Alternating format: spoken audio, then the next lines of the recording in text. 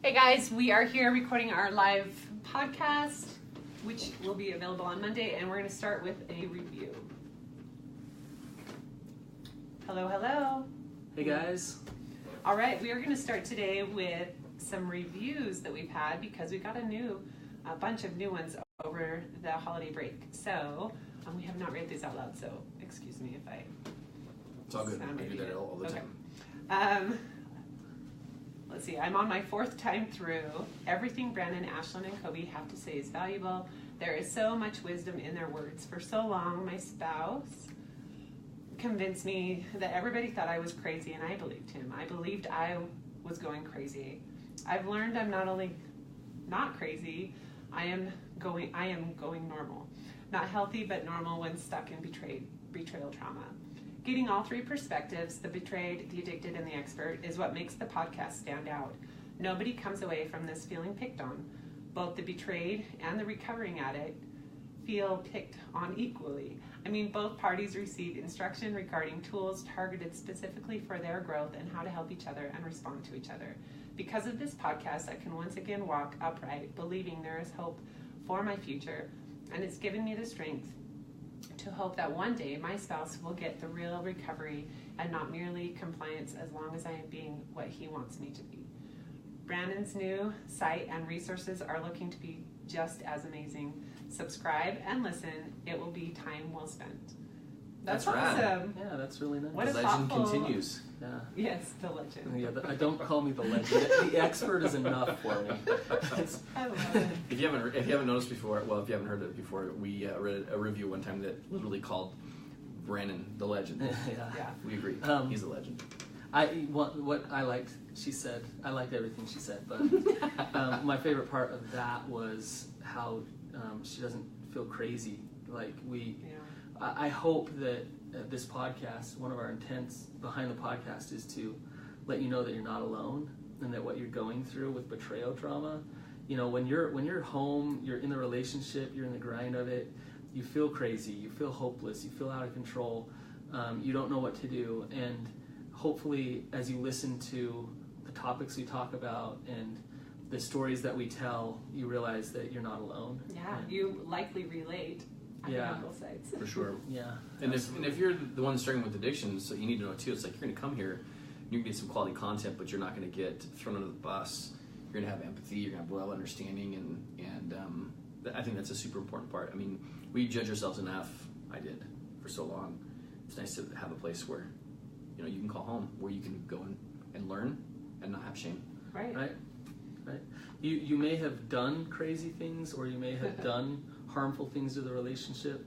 It doesn't mean that you're bad, and we do not believe that. We believe in compassion and love and moving forward. We wouldn't be here if we didn't. Yeah, so. Absolutely. Shame has no place in recovering. Right. So with that, let's introduce our topic for today. It's a good one. Yeah. Totally. I think it's a good one. It's an interesting one. It could trigger some things for our audience, and we're talking about why do affairs happen. And we have a pretty good expert and another pretty good expert. We'll say, right? Yes, that's true. From experience and knowledge. And Let's just identify one as sad experience, and that'd be me. And then we have our expert here who's learned clinically, vicariously, educationally, academically, all that stuff. Well, and I see affairs. I work with people who have had affairs every single day, and there's all kinds of reasons why affairs happen. And I think it's helpful to break it down, because if you're working in a relationship and you want the infidelity to stop, I think it's important to know why it's happening and how did it develop into that. So, and maybe as we talk about these, you'll realize, well, I'm kind of a combination of some of these. Mm-hmm. But just let me break down a little bit as to the differences in the types of affairs that I see. Okay, that's good. So, and then Coby, I want you to speak to your experience. Okay, and your experience is interesting because I think you do have somewhat of a mix. Okay. Okay. So I see affairs happen. I see people have sex outside of their marriage. Sometimes I see it just as an act in their addiction. Okay. They don't connect on an emotional level. It's lust Just based. about the sex. They want to numb out with sex, and so they hook up with somebody, and they go. Their addiction has pushed them to a level of tolerance that looking at porn and masturbating doesn't do it for them. And so the risk of going out and finding a real person and having sex with that person, it has nothing to do with the relationship with that person. They just are pushing the limit in their addiction. So there's that type of an affair. Okay. Then there's the let's go to the extreme opposite, an emotional affair, which was my first. Yeah, which is much more about the relationship and getting some need met outside of your marriage in an unhealthy way. And emotional affairs are really confusing for the betrayed, because the betrayer can say, well, I didn't cross certain lines, and so why are you so hurt? Which is exactly what I said. That was the fine line that I hung on. People told me you should get over this. It's not that big a deal. Like, nothing happened. Yeah, what did Coby do? He didn't cross those lines, right? But hang on, you did betray Ashlynn. I stomped all over those lines. Right. Well, and the way I was seeing it at that time was, well, he's looking at porn, so there's where he finds the physical part, and then he's with this other woman for the emotional. Like, what do you need me for? Right. Yeah. So, I mean, this is a horrible question to ask, but I'm going to ask it just so we can think about it. Would you rather have your spouse just go have sex with somebody because their addiction has pushed them to that, and it's a lust-based thing, and they don't really care about the relationship with the other person? Or would you rather have your spouse go start an emotionally connected relationship with another person where they care deeply about that relationship? I mean, they both sound awful. Both of them are horrible, right? Totally do. Yeah. Awful. They represent two different depths. And I don't know that you can answer that, and I think that's exactly where it goes to the whole comparison. Well, my husband actually had sex, or mine actually had an emotional, like, there isn't. I mean, they both suck. Betrayal hurts, right? And I don't want to minimize people who have been through worse things, like minimize their pain. But betrayal hurts, and so an emotional affair usually leads to a sexual affair, right? A physical affair, and that's how it starts, right? And so, why does somebody go and have an emotional affair? It's usually harmless. I don't think they go into it with the intent, I am going to connect with this person.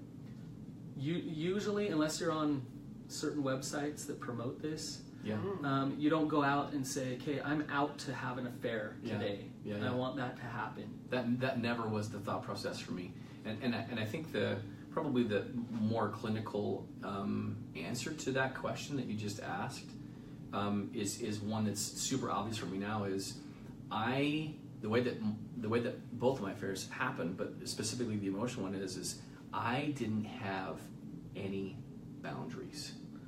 Right, and I've heard that. In fact, I told him that lots of times. But he was many you're crazy, times. You're controlling. For sure, but literally, I didn't understand. I wasn't taught these, but I didn't understand that there was certain behavior that's okay, and there's certain behavior that's not okay. Not just with the opposite sex, but just with people, but specifically in this particular case, even in a working relationship, right? Which is where that started. There's behavior that I exhibited, that I was engaged in, that was not okay in all kinds of ways. Well, and people will pick up on that, and they'll be attracted to that. So affairs happen subtly. It's little things, like a coworker flirts just a little bit, and how you respond to that opens the door up, or it closes the door, right? And it's very subtle and simple, but people will respond to that, and people will test those waters with each other. Yeah. And when people test it with you, if you're able to consistently just not give back that energy, then it's not going to happen. But if you allow it and you just indulge a little bit, then it starts to grow from there, right? Yeah. It really requires vigilance to make decisions before you get into, for instance, in the workplace. it requires like decision making, and then vigilance, mental focus, and consistent effort to be mindful of boundaries, but also to keep boundaries and to identify what behavior is okay and what behavior is not okay. Absolutely. Like, it takes constant vigilance. Absolutely. And I didn't have any of that. Right. That's exactly why it happened. Right. And the women that you were engaged in the affair with, they could feel that from you. They could sense that, right? Oh yeah. And then one thing led to another, and the next thing you know, you're in this thing that you probably never thought that you would have been. Totally. But there you were, Totally. right? And you were engaged in it. So, Very slow moving. Not with malicious intent, but the intent just kind of grew and developed one step after another. right. And then the lies start to happen in your marriage, the disconnection. Oh yeah. Right. Oh yeah. So For sure. what I'm curious about with you, Coby, is the porn addiction was present. Was Totally. there. For sure. The emotional affairs happened. What type of affair would you say this was? I mean, it was obviously based in lust, your emotional affairs. Yeah. Because you were living in a fantasy land, Mm-hmm. right? With like how this all can work and right.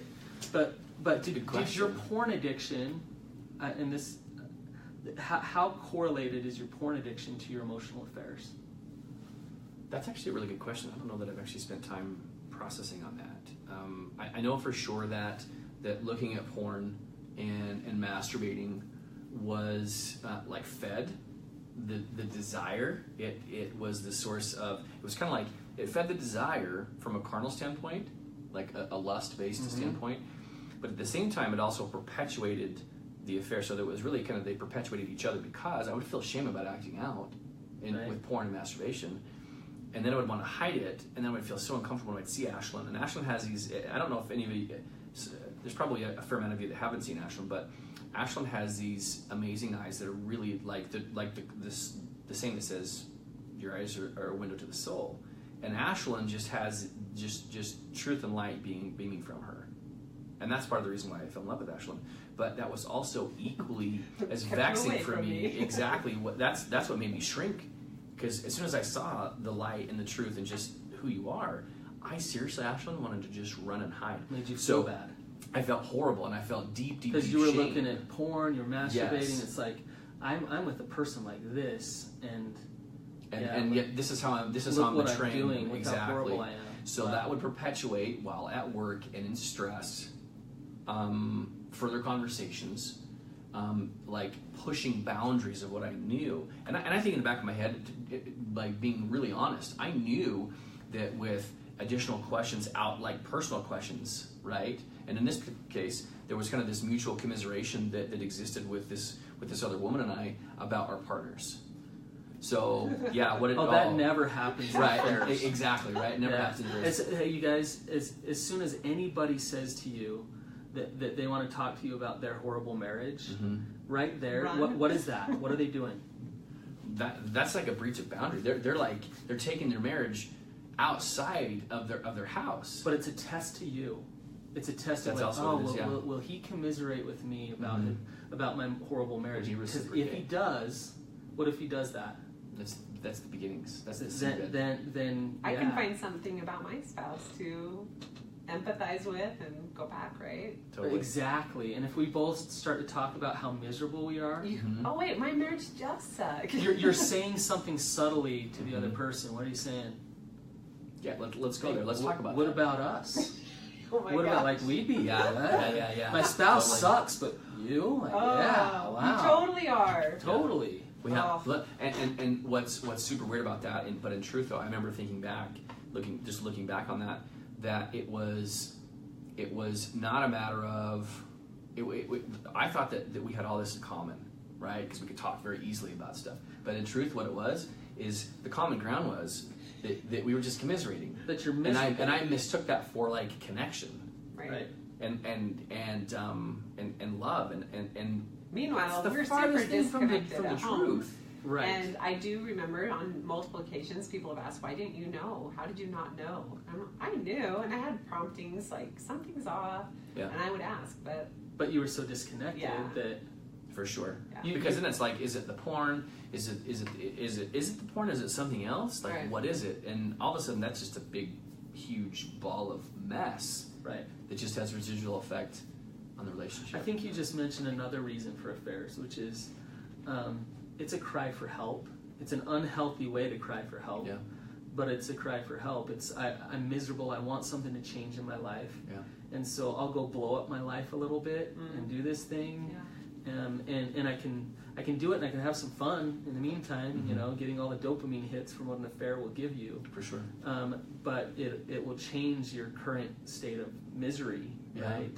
And that's the part that I never had any foresight to think through, is that this behavior, as much as you feel like that this is like nice, this is going to perpetuate more of the same, more of the misery, more of the shame that you're already experiencing. I've never heard anybody say, my affair was the most therapeutic thing I've ever done.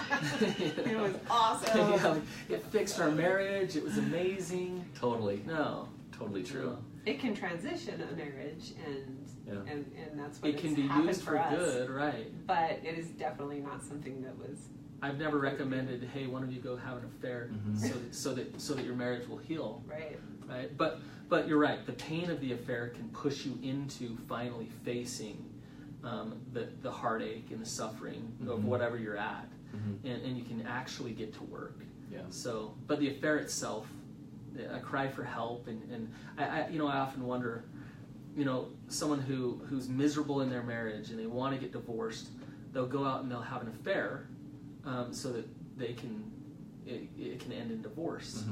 And I wonder, why don't they just go get a divorce and then go date someone new or whatever? And they just don't have the guts to face the heartache of the divorce first. For sure. Right? For sure. So it's really interesting just thinking back on this, and I think this is a really important thing to say and to share with everybody who's listening is as shame resilient and Ashlynn and I have become, there's still, and I know that was me then, and this is me now, but there's still some I guess residual effect, maybe some sorrow for the pain that was caused, I guess, that I'm actually like feeling right now, like, wow, that was really where that was. And it's not like we spent loads of time processing. We've processed through this, so it's not a pain point anymore. It's not a source of shame for either one of us. Right. But it's still just like, wow, that's where that was. Don't misunderstand my laughs and my smiles through this, because there was a time we couldn't talk about this. For sure. Right. For sure. So it's sensitive and tender, as much as it's important for us to be able to speak openly and honestly about this, because it can potentially help people to prevent what might be bubbling up right now. There might be someone listening to this right now who is at that precipice, looking over the cliff, saying, do I want this or do I not? Well, and if you can hear me out and feel the place where we were in, that might help you pull the e-brake and about face and walk away. Yeah, I was talking to a guy this week, and we were just talking about some of the consequences of his affair, and he just broke down, and he just started crying, and he was talking about how he wished that he never would have gone there or done that. And at the time when the affair was developing, he wasn't thinking about these consequences. He wasn't thinking about sitting in a therapist's office, looking at his divorce, looking at sitting his kids down and looking them in the eye and saying, look, mom and dad are getting divorced. He wasn't thinking about those things. And if you were to ask him now, he'd say, no way was that worth it. Yeah. No way that's what I wanted. And you just don't. The price to pay is so much. We're just blinded by it. Yeah. Totally blinded by it. Yeah. I want to mention this. It's okay for a man to have a relationship with a woman who's not his wife. It's okay for a woman to have a relationship with a man who's not her husband. But the relationship needs to be appropriate. It needs to be boundaried, right? Like, I consider Ashlynn a good friend. Totally. Right? We have boundaries between us, obviously, and they better just automatically be in place. My secretary, my friends. I have some women who were my friends before I got married, and they were good friends. We talk about everything, and I'd say we were close, almost on an intimate level as friends. But when I got married, those relationships changed, and so they're still my friends, but my relationship is different now, and I have to keep it different because I have to have those boundaries in place. So because I'm going to stay faithful to my wife, right? Those have got to be front and center for sure, and I totally agree with you on that. Since all this has happened, it's not just a matter of abstaining from that behavior, but it's just being really, really vigilant of knowing exactly which boundaries are going to foster safety and trust. Absolutely. And just being vigilant. Right, you have those boundaries, but I don't want anybody to get the idea that if you ever talk to somebody of the opposite sex, that you're heading down the road toward an affair. To be sure. No, that's not the case. We live in the real world, right? But be boundaried. Right. And one thing that's super simple, things that we do with other couples that are our friends, is like a group text. We group text the three of us because why we don't need to talk one-on-one. That's true.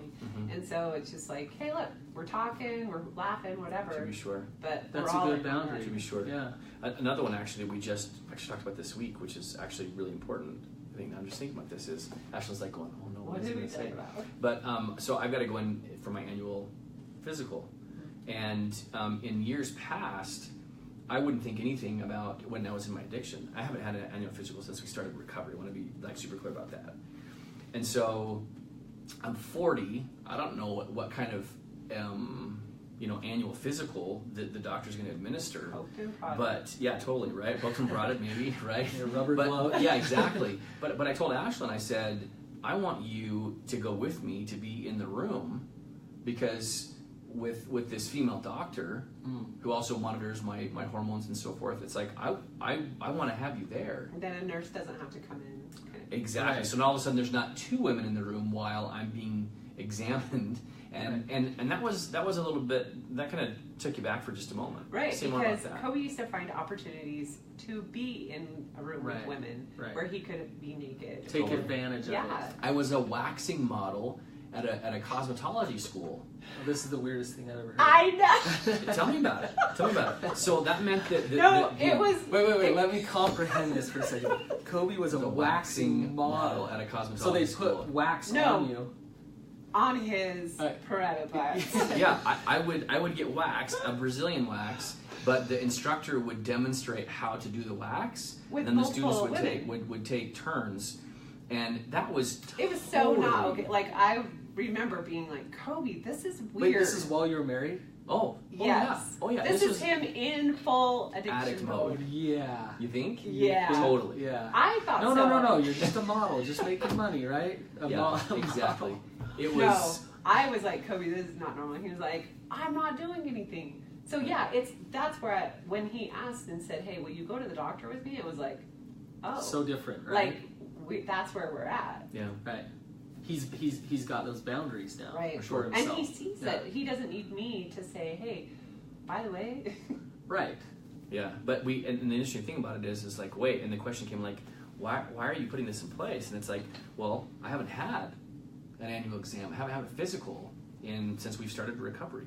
And this is part of me being boundary. Yeah, I also have not been waxed. Well, I'm not going to ask you to show me. Yeah, exactly. I'm really glad about that. But in truth, though, that's exactly. Well, it is. I mean, it's like seriously, guys. I've shared a story of infidelity addiction for 31 years. Do you think that saying I got waxed for years is like an issue? No, it's not an issue for sure. But it now represents a very clear boundary for me on what behavior is acceptable, what's not. Even to the extent of saying, Ashlynn, like you're coming with. Yeah. Like put this on your schedule because this is what's important to me is that we're safe. Right. And you know what? I just want to say it's not Ashlynn's job to make sure that you don't have an affair, right? That's your job. Yeah. But in this scenario, you're the one making sure that you don't, right? Totally. So Ashlynn's not the one coming to you saying, I'm going to come to the doctor with you because you might see a nurse. Yeah. It's you saying, I have that's what really creates safety in a relationship, is that you're proactive in your own recovery stuff. Yeah. Owning it and looking ahead and planning ahead to say what's going to come. I mean, she's going to feel that from you. I hope so. Yeah, for sure. And especially looking back on. Right. I think that was really. At first, Ashlynn gave me like the 11s when I asked her that, and actually she took like 10 minutes, and then she asked some follow-up questions, and I was like, I know this is like a worthy thing to ask for help for, but it was just reflecting on the past. Yeah. Like, what's the context? Why now when this is what used to be the norm? I'm in an internal we know why that was the norm, because I was in total addict mode. And she's like, oh, dude, seriously? I'm like, yeah, but this is where we are now. Right, that's good. Yeah, you're a boundaried man, so. Boundaried man. Yeah, and honestly, it goes back to what I think when he had relationships at work. It mostly was at work with Coby. You know, you spend most of your day at work away from your family, and he worked with a lot of women, so it was that kind of situation.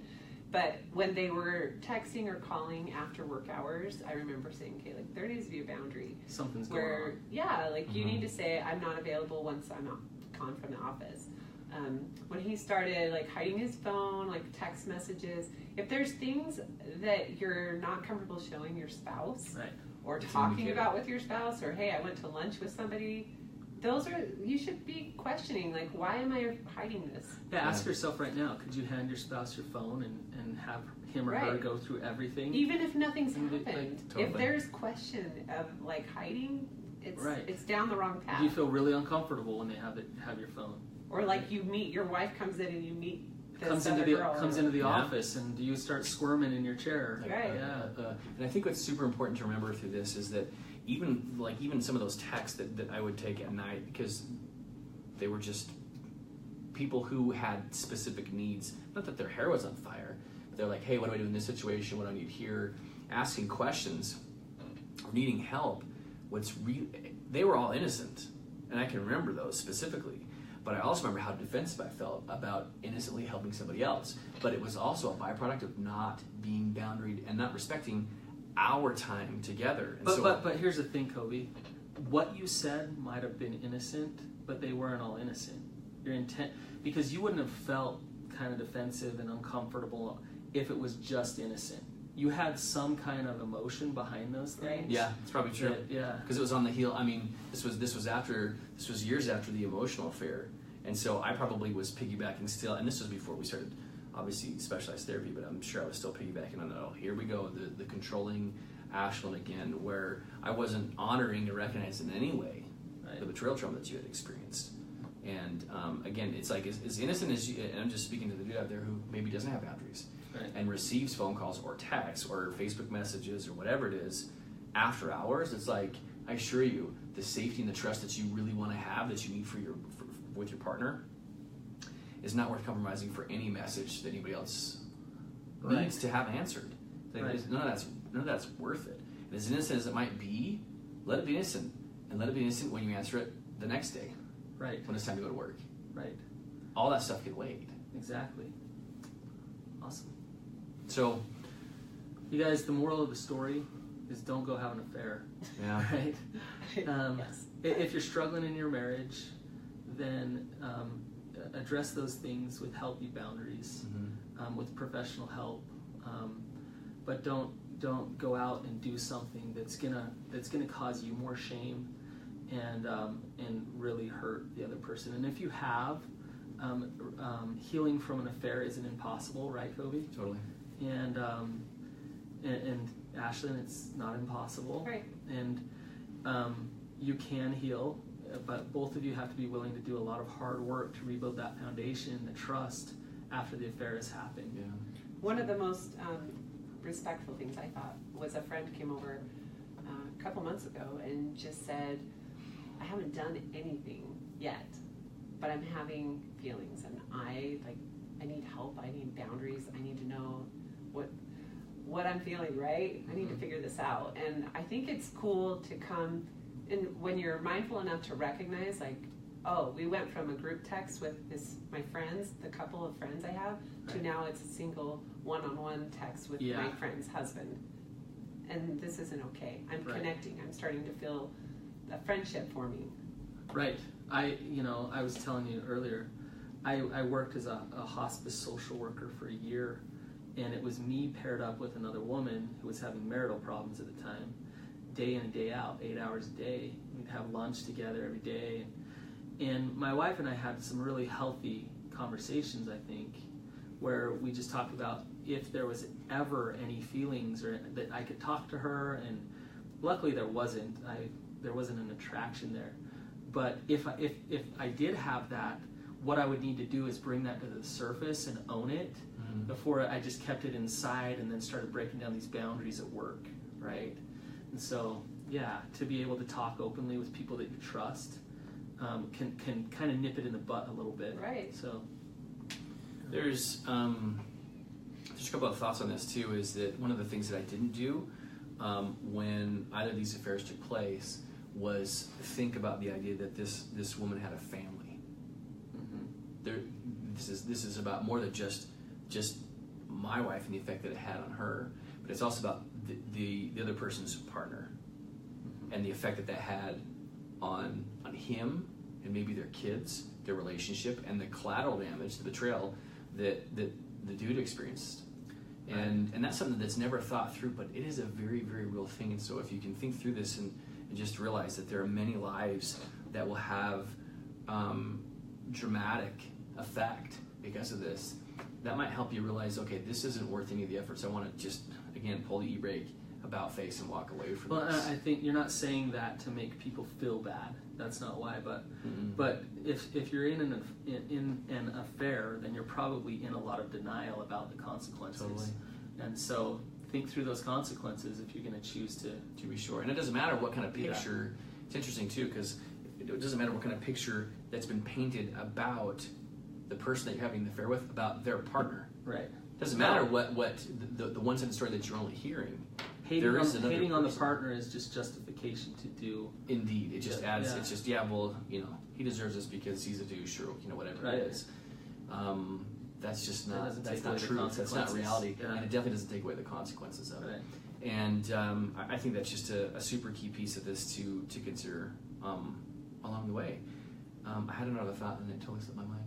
All right, too bad. I know, right? Too bad, so sad. But ultimately, affairs don't have to happen, and they're simply because of a boundary failure. Actually, that's what it was. Is really simple things to be able to put in place to protect you. I think it's appropriate to, and then this is all another topic, but having proper boundaries in how you talk on the phone, in how you text, and how you email. I think those are all things to consider on social media, at work. Like there's a lot of different places that, and maybe we could do an episode where we just outline specific boundaries that we have. Those are super, super important. Let's do it. So there's lots of those that can be put in place, and when put in place properly, you can go into any workplace with confidence, knowing that you're going to be safe, and the spouse feels safe. Yeah, for sure, which is super important too. So, anyways, guys, if you've enjoyed any of this, if you've taken anything away, please share this. This is kind of like the really uncomfortable one to be able to share, but it's also one I think that's super important for people to hear. So you can share this in a private message if you would like. But more than that, too, we'd love to hear any reviews that you've got. So hop on iTunes. You can very easily leave a review, because the more people that review this podcast, the more people share it, the more people find out about it and get the hope and help that they need. Awesome. Stay safe and sober, you guys. We'll see ya. Peace out.